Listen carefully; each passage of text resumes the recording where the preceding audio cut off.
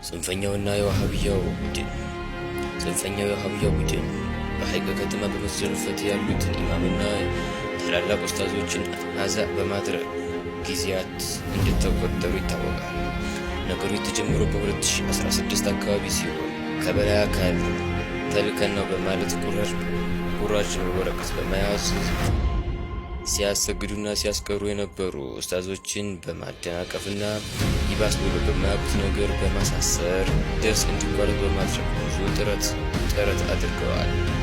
የወንዶቹ ጀማ አልሆንላቸው ሲል ወደ ሴቶቹ በመዞር መድረሳቸውን በመዝጋትና በረመዷን ታደስ የነበረው መስጂዳቸውን በመከልከል የሴት ጀማዓን እንዲደክምላቸው ተያይዘውታል። ይሁንና የሱፍያው ጀማዓ መስጂድ በማጠርና ኢማሞቹን በመጠበቅ ለአቂዳው ያለው ጥንካሬ በግልጽ አሳይቷል። አሁን በደረሰ መረጃ በራስ ቀሪ ኡስታዞችን በራሳቸው ሸያጥን ኢንስ ሊተኩ መሆኑን አረጋግጠናል።